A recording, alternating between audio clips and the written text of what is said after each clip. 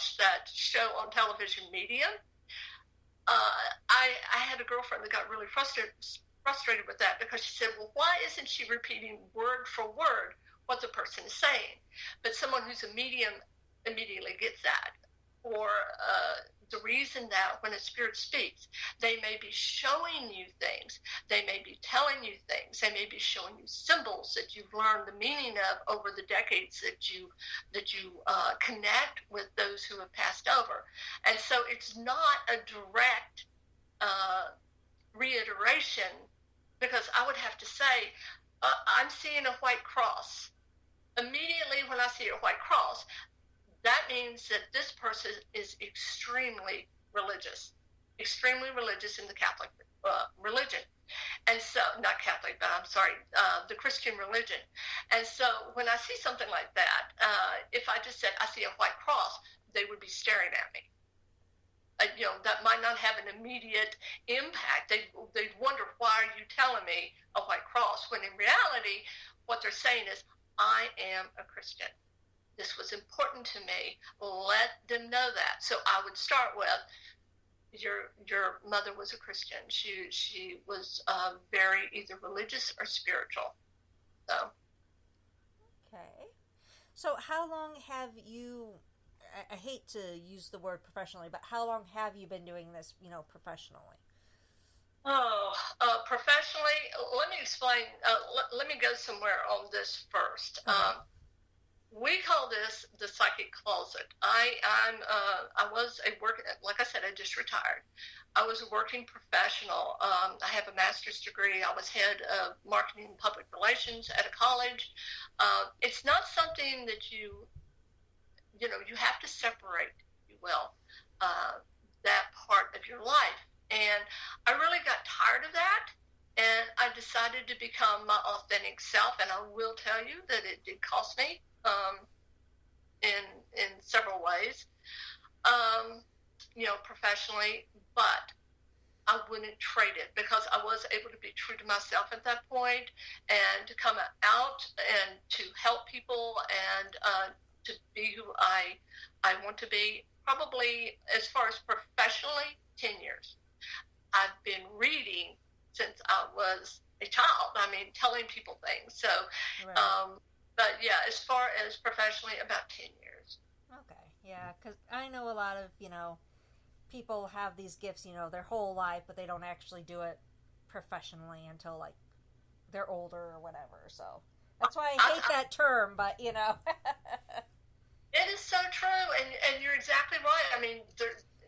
It's the psychic closet, and I hate it, the people, have to hide in there. I am from a rural community, of which really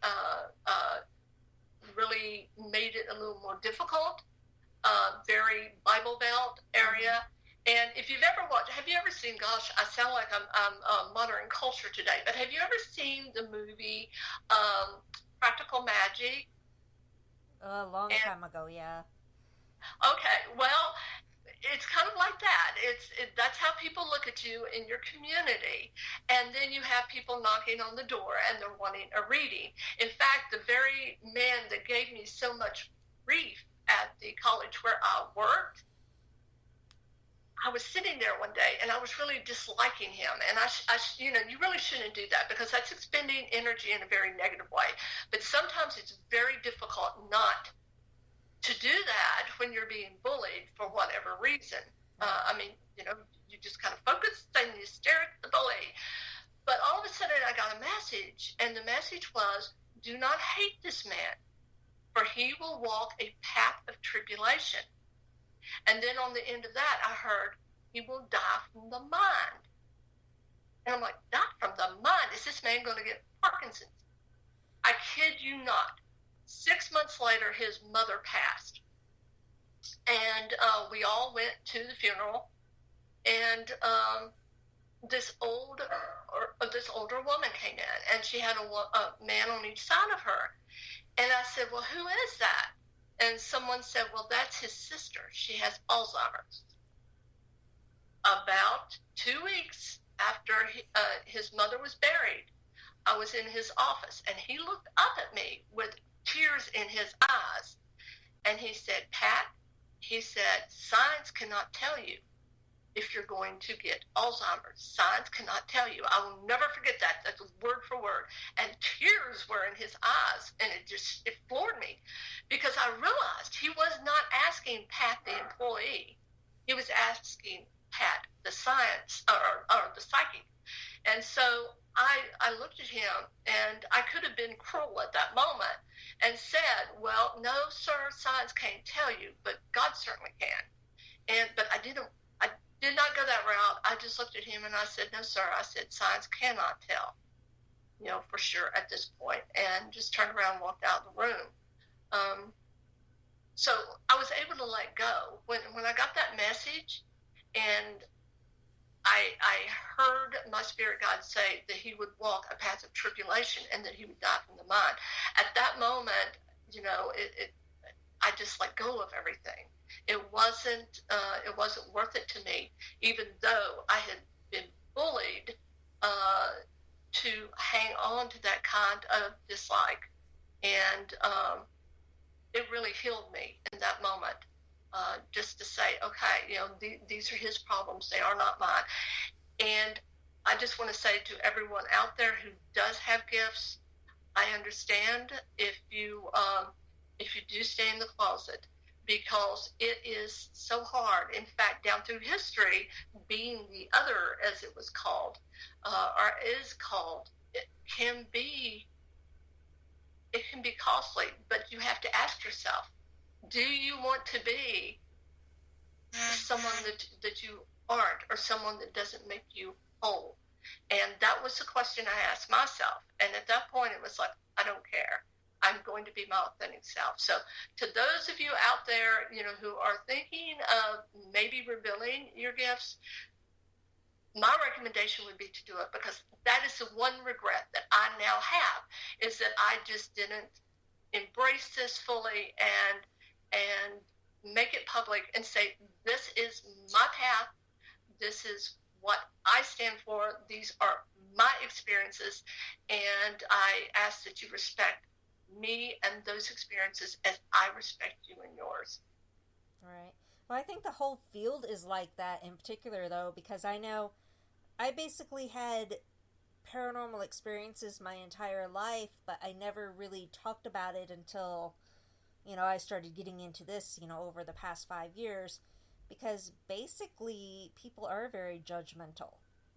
And, I would be told all the time that I was crazy or what have you for believing in this stuff. So I get where you're coming from.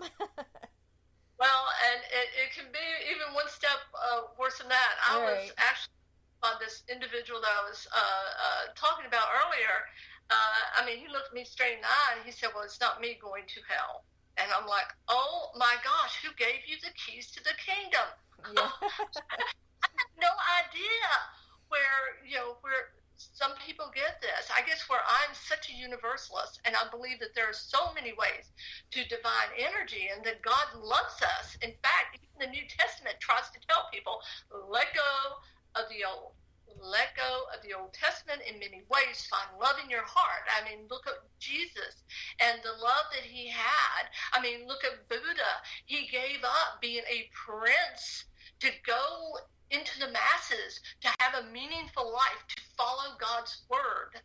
And we all, in our own way, have that ability to follow God's word, because in so many different ways that energy calls to each of us, except for one group. I have to admit, this is my experience. Psychopaths scare me. I have connected with several of them, and every time, and it'd be interesting if there's any psychics out there who have done this, who have connected with one of these people, and they're like golems. There's nothing there as far as a soul. And for me, it's like it's dark and it's empty and there's a cold wind blowing. That's what it feels like to me. But for everybody else, for everyone else, I think that there is a divine path that we need to discover. And I think all of these karmic lifetimes that we have, in each one of those, we are called to follow a certain path to learn those lessons, and it's up to us to listen. And let me tell you one thing about the Bible, it has it right. God speaks in a small voice. Often. I mean, he can be thunderous, et cetera, et cetera. And I'm talking about, God as divine energy. But usually it's in a small, quiet voice, and we have to be able to listen to that. And unfortunately, in our modern society where we're so inundated with noise on every level, so many people are not hearing that. And I think that's one of the reasons that we are trying to fill up our lives with cheap products from whatever country, where we're trying to fill our garage up. And with everything that we fill a home or a garage up with, it leaves us even more empty because we've added more noise to our lives. All right. So are you willing to take some questions from people in the chat room? I am. Okay. Well, I guess I will start with this person named Beverly McKitty. She is wondering if you can tell her anything about her immediate... I can't even talk now. Immediate future. Thank you. My tongue went blah. There's no way to get Beverly on the line, is there?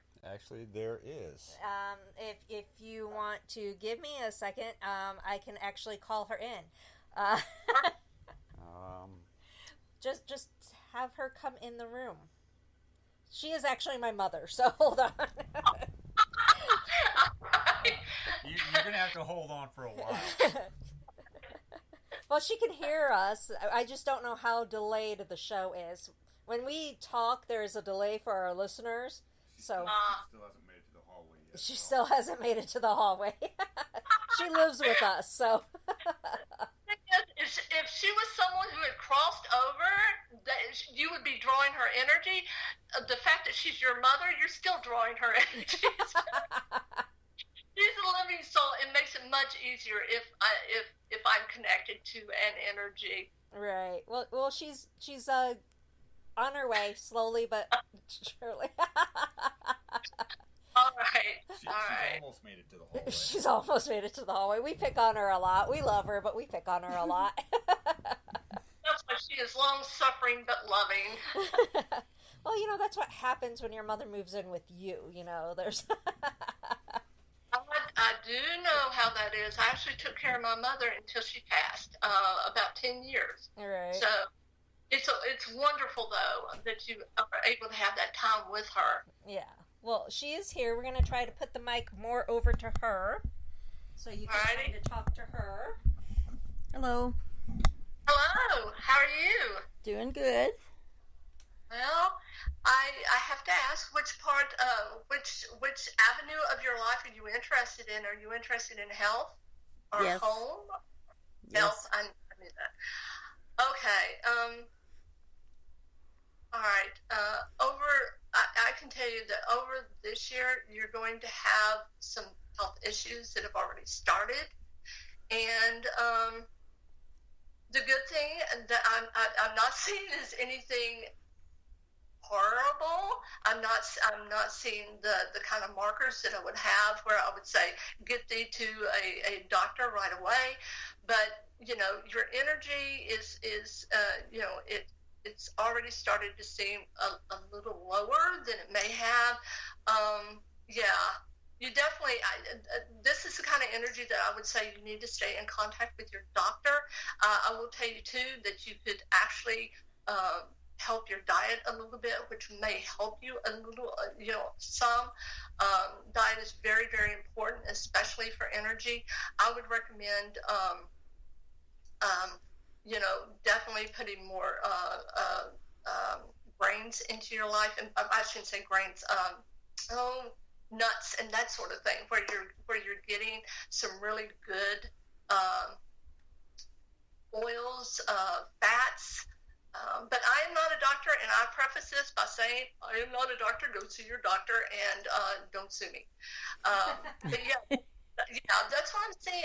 I have to ask: Are you feeling a little more drained than you were? Because it seems like over the last year, we've got a situation where your energy has waned just a little bit. Yeah.